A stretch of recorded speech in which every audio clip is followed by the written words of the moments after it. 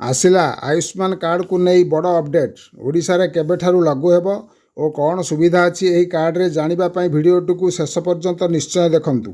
नमस्कार बंधुगण, जय जगन्नाथ। डिजिटल टेक ओडिशार आउ एक नूतन वीडियो को आपण मानकु स्वागत।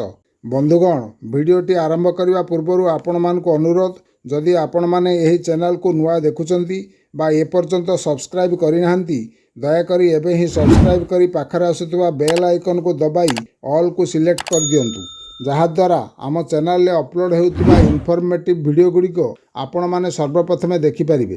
तेबे बंधुगण, आपण माने जानिछंती ओडिशा रे एबे सरकार चेंज होईची, तेणु पूर्वरु नवीन सरकार द्वारा लागू होइथिबा बीएसकेवाई हेल्थ कार्ड बंद हेबाको जाउची। जदिओ सामान्य केउटी केमिति यह कार्य करुची, किंतु आगामी भविष्य में यह बंद हेबाको जाउची, कारण मोदी सरकार द्वारा सारा भारत वर्ष पई लागू होइथिबा आयुष्मान कार्ड एबे नुआ सरकार लागू करबाको जाउछंती। कारण एही आयुष्मान कार्ड मध्य आपन को 5 लाख टंकार सहायता प्रदान करिवो। किंतु एही आयुष्मान कार्ड रो गुरुत्व यह रहिबो जे पूर्वरु नवीन सरकार बीएसकेवाई कार्ड केवल ओडिशा रे कार्य करुथला। एबे आपण माने जे आयुष्मान कार्ड पाइबाकू जाउछंती ताहा सारा भारत वर्षर कोण अनुकोण रे भारतर समस्त रेपुटेड हॉस्पिटल मानकरे कार्य करिवो।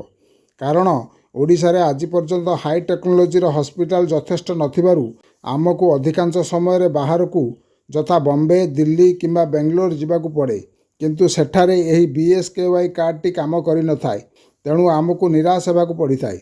किंतु एबे जे आयुष्मान कार्ड टी ओडिशा रे लागू हेबाकू जाउची, यह नेशनलाइज होइतिबारु और केंद्र सरकार योजना होइतिबारु यह सारा भारत वर्ष रे काम करिवो। तेणु आमे आशा करिबा आयुष्मान योजना आम पई हितकर हेउ।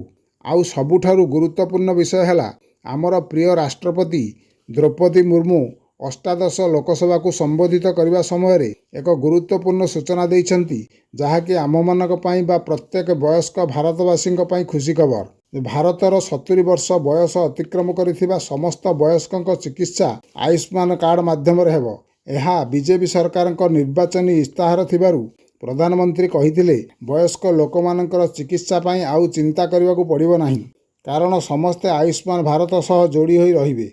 यह आम मानक पई निश्चित एक खुशी खबर। वीडियोटी भल लागिले लाइक टी रखिबे। रहिली, नमस्कार, जय जगन्नाथ।